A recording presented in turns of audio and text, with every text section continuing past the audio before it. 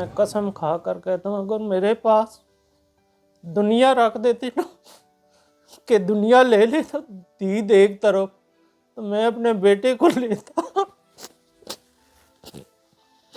उधर जॉब पे मुझे कॉल गई कि अदीत को किसी ने शूट किया है।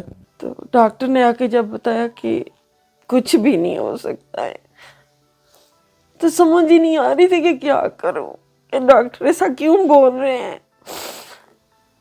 बच्चे उसके तो अभी बहुत छोटे हैं। जब मैं रात को उनको अपने पास लेके सोती हूँ तो पहले छोटा मुझसे कहता है कि मेरे पापा कब आएंगे, दूसरा कहता है हमारे पापा को जब छुट्टी होगी तब आएंगे। मेरे लिए वो बहुत ज़्यादा तकलीफ दे होता है उनका ये सवाल मुझसे पूछना।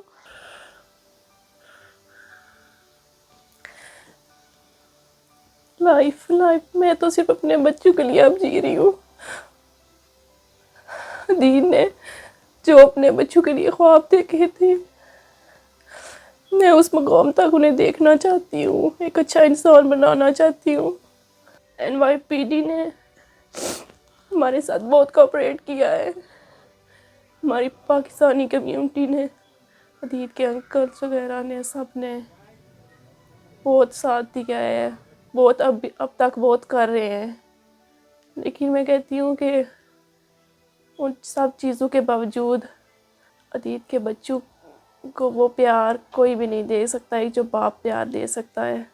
इधर तो अमेरिका में हर किसी के पास है गन है, और आसानी से वो लोग खरीद देते हैं, वो लोग दे भी देते हैं, नहीं पूछते हैं कि तुम लोग ये गन क्यों ले आ रहे हैं, कि नहीं देनी चाहिए ना। लोग गन्स तो रखते हैं, लेकिन उन्हें शायद ये नहीं पता होता कि जिसे वो मारते हैं उसके पीछे फैमिली का क्या हाल होता होगा, उसके बच्चों का क्या हाल होता होगा। बच्चे जैसे एक यतीम बच्चे सहम से जाते हैं।